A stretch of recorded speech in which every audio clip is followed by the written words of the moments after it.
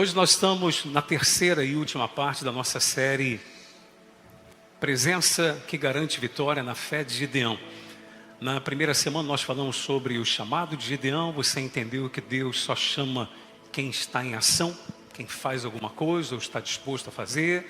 Você entendeu também que Deus não considera as habilidades da pessoa, mas considera o coração. O Gideão mostrou para Deus que o seu coração era um coração despojado, não estava preso a nada.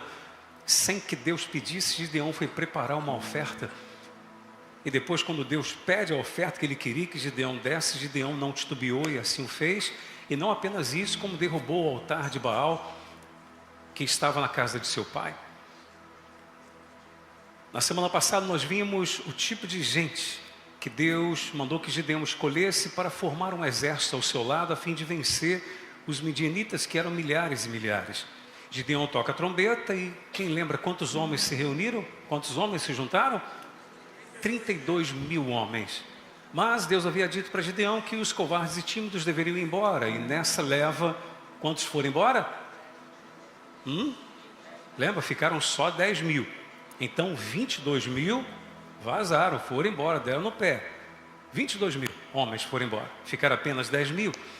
Deus mandou que descessem as águas e ali ele provou para Gideão que 9.700 não deveria, daquele grupo de 10 mil, ir com ele, porque embora se intitulassem pessoas corajosas, eram pessoas acomodadas. Então Deus deixa muito claro o tipo de gente que nós temos que ter ao nosso lado em determinados momentos da nossa vida, porque pode ser que essas pessoas não somem em nada, ou não apenas não somem. Tem gente que se não somasse tudo bem, o problema é que ela subtrai, sim ou não? Tem gente que só atrapalha, infelizmente.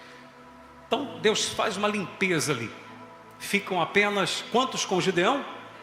300, só que agora Gideão tinha 300 homens para vencer milhares e milhares. Se você ler o episódio todo da Escritura, do capítulo 6 ao capítulo 8 de Juízes, você vai ver que o número dos midianitas, a Bíblia chega ao ponto de dizer que eram como a areia do mar. Não dava nem para contar de tanta gente que estava num vale, porque eles se juntavam aos amalequitas e aos povos do Oriente e vinham com ímpeto contra Israel, e isso durou durante 7 anos.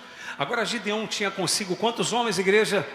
300 homens. A primeira coisa que eu quero mostrar para você, antes da direção que Deus deu a Gideão de como vencer milhares com apenas 300 homens, eu queria que você entendesse algo muito, muito, muito importante. Deus chama Gideão e diz assim: Gideão, eu gostaria que você fosse lá no arraial dos midianitas. Vá lá, vai disfarçado, é claro, né? Vai lá, leva uns homens contigo, e eu vou fazer você ouvir uma coisa muito interessante. E Gideão chega a um lugar onde havia um homem conversando com outro a respeito de um sonho que ele tivera. E olha comigo aí, Juízes capítulo 7, verso 14. Respondeu-lhe o companheiro: não é isso outra coisa, senão a espada de Gideão, filho de Joás, homem israelita. Leia comigo em voz alta, vamos lá. Nas mãos dele entregou Deus os midianitas e todo este arraial. Ei, aquele homem tivera um sonho que na verdade era Deus quem havia permitido ele ter. Um homem lá, dos midianitas. E a interpretação do sonho era que Deus havia entregue nas mãos dos israelitas os midianitas. O que eu quero mostrar com você? O primeiro tópico dessa noite que eu quero chamar a sua atenção, o primeiro banner aí, coloca por gentileza. O que está escrito ali, igreja? Consegue ler? O poder das boas palavras. Fale isso em voz alta, vamos lá. Mais uma vez, o poder das boas palavras. Se você olhar na sua Bíblia depois em Provérbios capítulo 15, verso 30, você vai ver que as boas palavras fortalecem até os ossos. Repete isso comigo. As boas palavras fortalecem até os ossos. Logo, cuidado com quem você anda, cuidado com a quem você ouve. A quem você tem ouvido? Pessoas que trazem boas palavras ou palavras negativas? Palavras que te levantam ou palavras que te jogam para baixo? Palavras que te encorajam ou palavras que te amedrontam? Quais palavras você tem dado ouvidos? Aí você vai dizer: bicho, mas o que isso tem a ver com o episódio ali do cara ter tido o sonho? Ei, Deus sabe do poder que tem as boas palavras. E ele fez questão que Gideão fosse lá para ele poder o quê? Ouvir boas palavras. Amém? Ouvir boas palavras. Eu já disse para você que aquilo que o seu cérebro recebe como informação, repetidamente ele aceita como verdade absoluta. Quais palavras você tem ouvido? Por isso, cuidado com o que você assiste constantemente, com o que você ouve constantemente, com as conversas que você tem constantemente, porque o seu cérebro, involuntariamente, ele recebe aquilo como informação, como sendo algo verdadeiro, e daqui a pouco, sem perceber, uma coisa que é ruim, mas por ser ela comum, você a considera como normal. Compreende o que eu estou dizendo?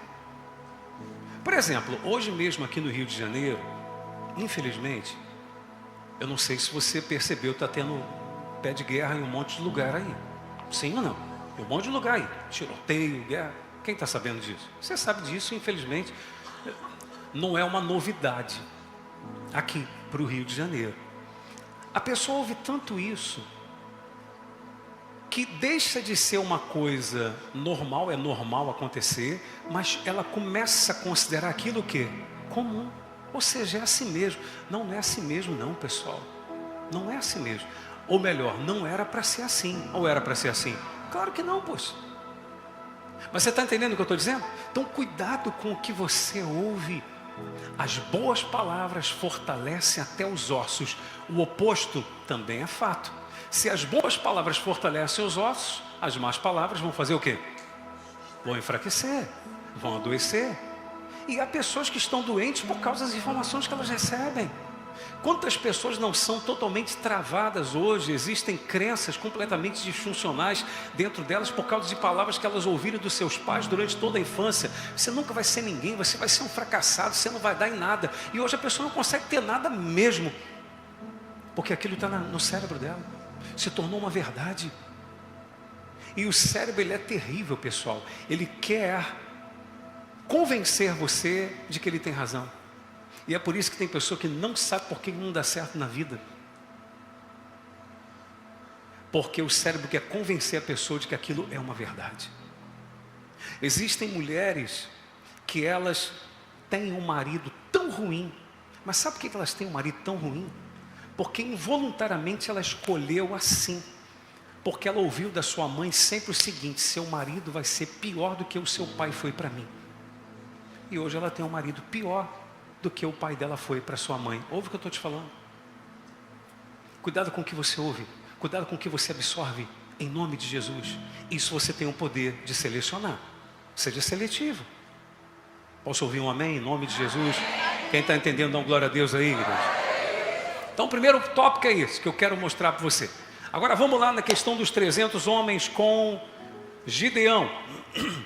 Coloca aí para mim capítulo 7, verso 16. Verso 16 vai dizer assim.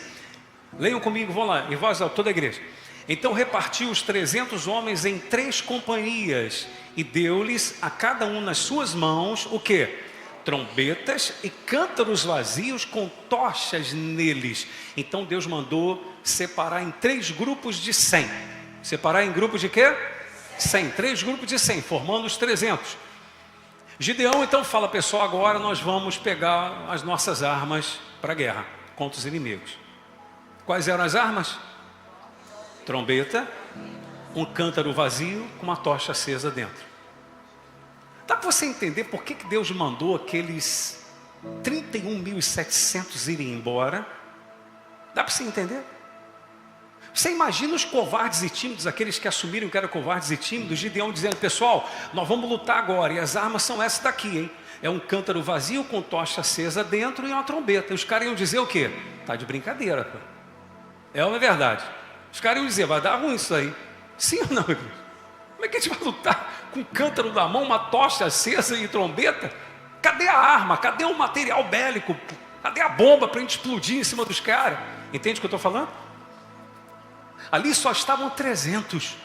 Só 300. E o próximo tópico que eu quero abordar com você, coloca aqui, filha, por gentileza. O que está escrito ali? Surpreenda o inimigo. Em voz alta, toda a igreja, vai. Surpreenda o inimigo. Como assim surpreender o inimigo? Já tinha chegado lá aos ouvidos dos medianitas que Israel ia reagir. Amém? Dá para você imaginar, chegando aos ouvidos dos midianitas, que eram 300 pessoas? Dá para você imaginar que eram 300? Dá para você imaginar, de repente, se vazou? Eu acredito que isso possa ter tido, porque sempre tem os fofoqueiros, tem ou não tem? Aqui na igreja não tem, claro que não. Amém, pessoal? Por que o amém não foi forte? Aqui na igreja não tem fofoqueiro, amém, igreja? Oh, meu Jesus amado, não tem. É ou não é? Todo mundo de Deus, de Jesus, na fé. Amém? Não tem. Então, mas lá tinha. Certamente. Imagina os caras ouvindo o seguinte: os caras vão ouvir com que armamento contra nós? Pô? Trombeta, canta no vazio e tocha acesa. Ei, eu quero dizer uma coisa. Quando você usa as mesmas armas do seu inimigo, ele está pronto contra você. E pode ser que ele vença você, porque de repente ele tem mais habilidade com aquelas armas do que você. Bicho, me explica melhor, vou explicar. O diabo tem certeza que você vai com ódio, mas você decide ir com amor. O diabo tem certeza que você não vai perdoar, mas você decide perdoar. O diabo tem certeza que você vai desanimar e vai desistir, mas você decide perseverar e continuar seguindo em frente. Você entende o que eu estou falando? Você surpreende quem? O seu inimigo. Ora, o que você acha que aconteceu com o gigante Golias? Todo mundo conhece o episódio que Davi venceu o gigante Golias. E venceu o gigante Golias com o quê? Com uma pedra. O que a Bíblia diz quando o gigante Golias olhou para Davi, vendo Davi se aproximar dele com pedra na mão? Ele falou: rapaz, você acha que eu sou um cachorro, pô? Você está vindo com pedra e pau contra mim? Vou arrebentar você. Ei, ele se desarmou, ele abriu a guarda. Imagine se ele vê Davi vindo com uma lança na mão. Como é que você acha que ele ia estar? Do mesmo jeito? Não. Peraí, o cara tem uma lança na mão. Ele pode lançar em mim. Ele ia estar pronto para quê? Para pelo menos se defender. Mas o que acontece quando ele vê Davi simplesmente com pedra na mão? Ele se desarma, ele se abre. Davi dá logo um teco. Teco, sabe o que é? Dá logo uma pedrada na cabeça do gigante, cai por terra, e ele vai lá, pega a espada do gigante e corta a cabeça do gigante, porque o que o gigante não sabia é que a pedra é um dos símbolos do nosso Senhor Jesus, que é a rocha eterna. Glória a Deus, igreja. E essa pedra a gente tem na nossa mão, amém, igreja? Ei, não use a mesma arma do seu inimigo. O diabo quer que você vá com as mesmas armas deles, com ódio, com rancor, com mágoa, com desistência, com pecado. Vai com santidade, vai com insistência, com perseverança, vai com amor, vai com perdão, vai com a fé. O diabo vem com a dúvida, você vai com a fé, porque com a fé você prevalece para a glória de Deus. Pode dar um aplauso para Jesus se você acredita nisso?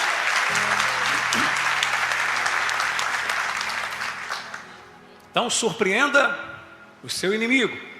Versículo 17, coloca aqui, filha. E disse-lhes, isso aqui é importante, hein? O que Gideão vai dizer para os 300 agora? Olhai para quem? Olhai para mim e fazei como eu fizer. Chegando eu às imediações do arraial, como fizer eu, assim fareis. Pronto, acabou. O próximo tópico, coloca aí por gentileza. O que está escrito ali? Referência. Referência. Quem você tem como referência? Quem? Aprenda uma coisa rapidinho que eu vou ensinar para você. Talvez você já tenha me ouvido falar isso ou em algum outro lugar. Existem 3 coisas, pelo menos, que são fundamentais, que o seu cérebro precisa delas. Primeiro, foco. Foco. Sem foco você fica sem direção, você não sabe para onde vai, não sabe onde atirar, onde atingir, sem alvo, sem objetivo. Outra, conversa. Conversa? Como assim? Sim, você lembra do Salmo 42, verso 5, Salmo dos filhos de Coré, que ele diz assim: por que estás abatida, ó minha alma? Espera em Deus, pois ainda o louvarei. Isso é o quê? Uma conversa consigo mesmo. É importante, às vezes, você conversar consigo mesmo e com confrontar determinados pensamentos com verdades na sua vida. Eu já atendi pessoas que elas declaravam: é porque eu sou um derrotado mesmo, sou um fracassado, não tenho nada, nunca conquistei nada. Aí conversando com a pessoa, você vai ver, ela tem um casamento, ela tem uma família. Como que não tem nada? Você entende o que eu estou dizendo, pessoal? É a crença que o mal fez estabelecer dentro da pessoa, que ela tem que quebrar isso, poxa. Ela tem coisas boas na sua vida, e essas coisas boas ela tem que declarar e confrontar e fazer cair por terra essas crenças malignas. Então, foco, conversa e a outra coisa, heróis. Qual é o seu herói? Não é Super-Homem, Mulher Maravilha, não é esse tipo de herói. Quem é referência para você? Quem é referência para você? Porque isso faz diferença. Onde estão os teus olhos? Em quem estão os teus olhos? Para quem você está olhando? Porque o ser humano tem uma tendência a olhar para quem está pior do que ele. Você sempre vai ouvir esse tipo de coisa e é uma verdade. Você se lembra quando você tirava uma nota ruim na escola? E o seu pai conversava com você ou a sua mãe e você diria assim: não, mas não foi só eu não, teve um monte de gente que tirou nota ruim também. Com quem já aconteceu isso aqui? Seja honesto, é uma verdade. Ou seja, você se apoiava em quem? Em quem estava pior. Não briga com a menina não, seu Renato. Tadinho. É normal isso, você fez isso também. É uma verdade, então ela faz a mesma coisa. Porque tem aquela questão de olhar para quem está pior, para quem está por baixo. Gideão falou o seguinte, pessoal, em outras palavras: não olhe para os 31.700 que foram embora. Não olhe nem para os covardes, não olhe para os acomodados, olhem para mim, que estou recebendo a direção de Deus. Amém, igreja? Para quem nós temos olhado, quem tem sido referência para nós? É referência de coisa boa, de vitória, de conquista, ou referência de fracasso, de derrota, de coisas ruins? Para você ficar se apoiando e dizendo: ele errou também, né? Por isso que eu errei e tal. Ei, olha para quem está acertando, olha para quem está dando certo, e se alguém está dando certo, você também pode dar. Amém, igreja? Isso é fato, em nome de Jesus. Isso é uma realidade. Gideão diz: não olhe para eles. Por quê? Vou fazer uma pergunta para você, me responda com honestidade. Dentre aqueles 31.700 que foram embora, tinha gente boa ali? Sim ou não? Certamente que sim. Tinha familiares ali, daqueles 300? Certamente. Será que tinha amigos? Sim ou não? Tinha, com certeza tinha amigos ali também. Mas Gideão falou: não olhe para eles. Porque haverá momentos na nossa vida, meu amado, que o sentimento tem que ficar de lado. É a fé. Eu tenho que me juntar com quem está no mesmo espírito, na mesma pegada, na mesma coragem, na mesma disposição que eu. Caso contrário, eu vou perder tal qual aquelas pessoas. Pensa nisso. Compreendeu isso em nome de Jesus, igreja? Ficou claro, sim ou não? Então pode ser amigo, pode ser parente, pode ser quem for. De repente são pessoas próximas até, mas que em alguns momentos, em algumas batalhas, não podem estar perto de você.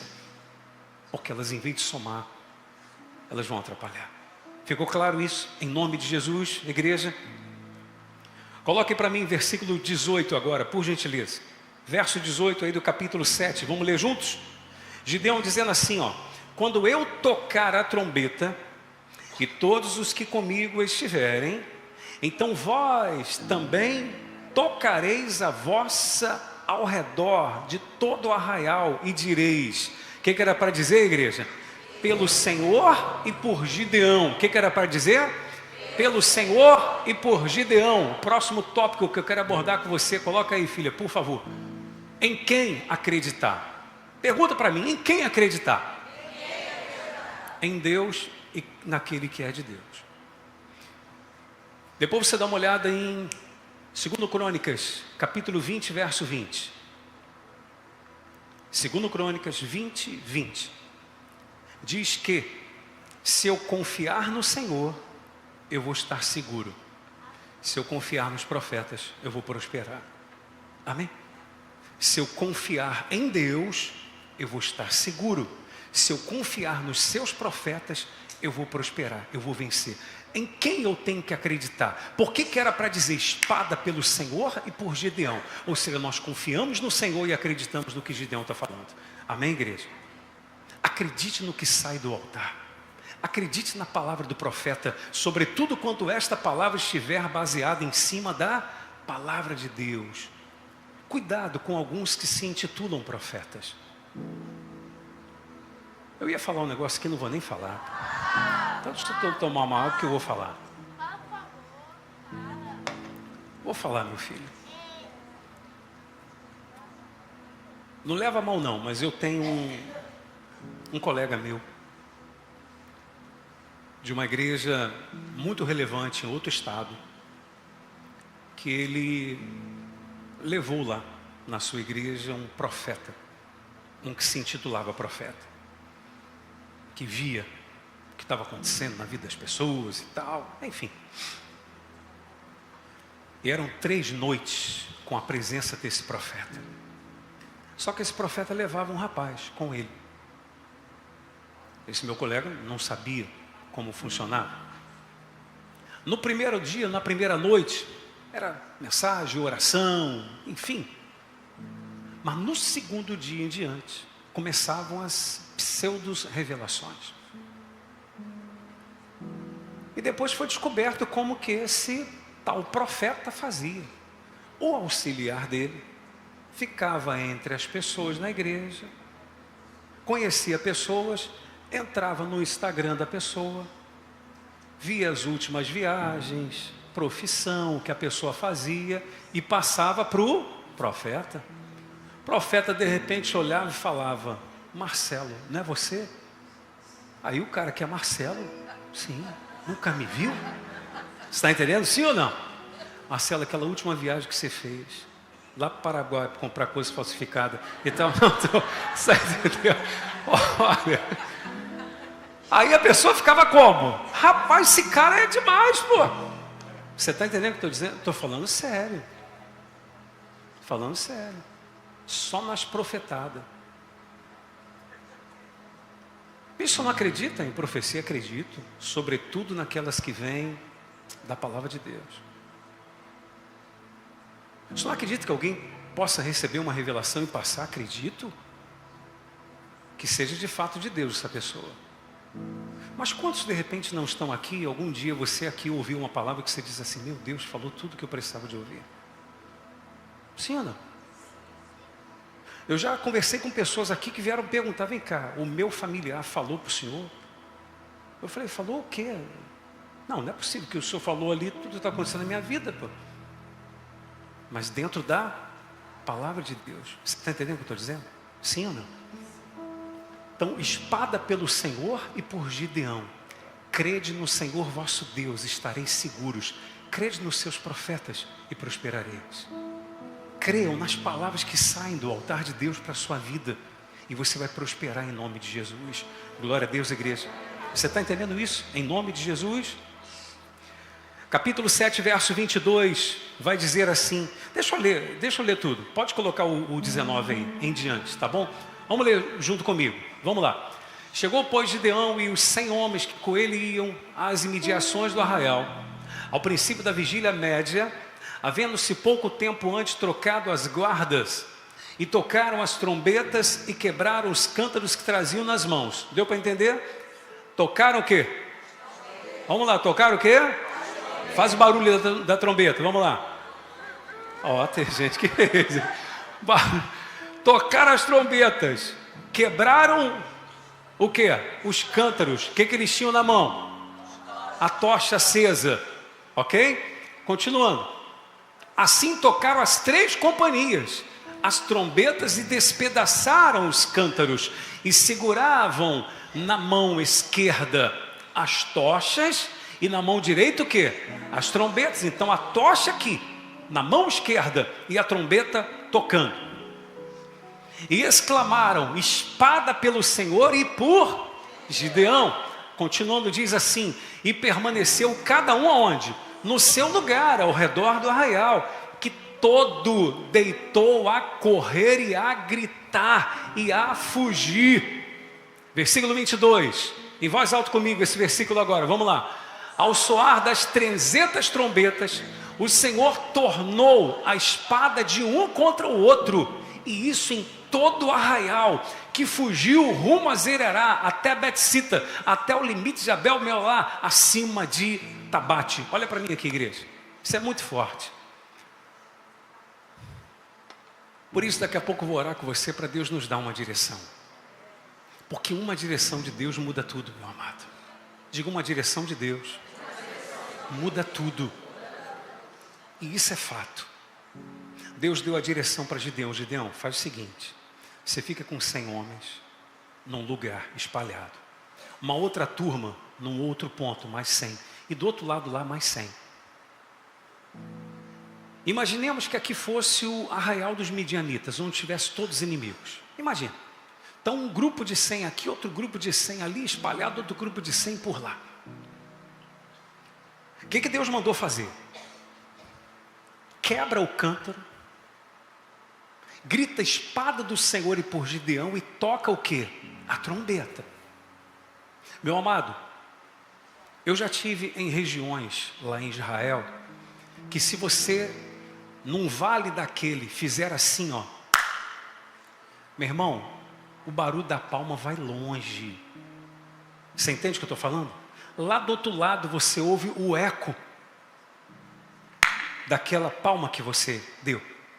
Imagina, pensa comigo, o que aconteceu no arraial dos midianitas. Você viu que horas que aconteceu? Estava de noite ou estava de dia? De madrugada. Estava lá, escuro. Pensa, os 300 simultaneamente quebrando o cântaro, já era um barulho. Gritando, espada do Senhor e por Gideão, já era um outro barulho. E agora todos o quê? Tocando o quê, pessoal? Tocando a trombeta. Aquele barulho ensurdecedor, eram apenas 300. Mas imagina o que não veio à cabeça dos midianitas. O cara dormindo, acorda, não fez nenhum download direito ainda. É ou não é verdade? Não é assim? Nem despertou direito. De repente uma barulheira danada. O cara olha para um lado e vê o quê? Tochas acesas. Olha para o outro, vê tochas acesas. Olha para trás, tochas acesas. Pensaram o quê? Meu irmão, vem uma multidão contra nós. Vão matar a gente. E os caras despertam, tudo escuro. Começam a tropeçar um no outro. Não está escrito que eles correram? Acharam que era inimigo. Deus fez o quê? Um pegar a espada e começar a matar o outro. O próprio amigo matando o outro. Boa parte deles, ou a grande maioria, já foi destruída ali. Por causa de uma direção. Ei, olha para mim aqui, por favor, igreja. Por favor, você de casa também. Eu tenho batido na tecla aqui na igreja, para nós priorizarmos quarta e domingo aqui na igreja, a presença de Deus. Para a gente entender que é isso que vai fazer diferença na nossa vida. Quem gostaria honestamente de ter um amigo de verdade, que já soubesse o que vai acontecer amanhã, ou daqui a um mês, daqui a um ano? Quem gostaria de ter um amigo assim? E nós temos Deus que pode ser esse amigo. Amém, igreja? Que já sabe o que vai acontecer depois. Mas quantos de nós queremos comunhão com Ele? Quantos de nós temos priorizado Deus realmente? Ou priorizamos as nossas coisas? Para a gente tem tempo. Mas para Deus a gente não tem. Para a gente, cansado mesmo, a gente faz alguma coisa. Mas para Deus de repente não fazemos. A gente dá uma desculpa. A gente dá desculpa para aquele que poderia nos ajudar em tudo. Nos dá uma direção. E essa direção fazia a gente vencer. Vencer aquilo que humanamente falando é impossível de vencer. E Gideão começa a vencer os inimigos dessa forma. Com apenas uma o quê? Uma direção. Uma o quê, igreja? Uma direção vinda de quem? De Deus. Porque nele estava, ou com ele estava, a presença que garante vitória. Que é a presença de quem? a presença de Deus que está aqui no nosso meio nessa noite, em nome de Jesus. Amém, igreja? Você crê nisso? Ele está aqui, meu amado. Sabe o que aconteceu? O restante, os que sobraram dali, fugiram. Gideão com os 300. E agora, os lugares que eles passavam, perguntavam, vocês querem ir atrás dos inimigos também? Vamos embora. Mas Gideão seguiu com os 300 atrás daquele restante dos inimigos. E existe um versículo que eu quero ler com você, que eu acho muito interessante. Capítulo 8, versículo 4. Leiam comigo. Vindo Gideão ao Jordão, passou com quem? Com os 300 homens. Com ele estavam os 300. Era a direção de Deus. Que com ele estavam. A última parte agora aqui depois da vírgula, leia em voz alta comigo. Vamos lá. Cansados, mas ainda perseguindo. Mais uma vez. Cansados, mas ainda perseguindo. Só vocês, vai. Cansados, mas ainda perseguindo. Ou seja, estavam cansados, mas tinham um objetivo. O último tópico que eu quero abordar com você, eu já ensinei sobre isso, mas quero em rápidas palavras falar, e vai estar no meu livro também, eu já acabei de escrever o livro, agora eu estou corrigindo todo ele, lendo todo, acrescentando o que tem que acrescentar. Em breve eu vou lançar, em nome de Jesus. Esse tópico aqui é o último dessa noite. O que está escrito ali? 5 Ds que definem o nosso futuro. 5 Ds.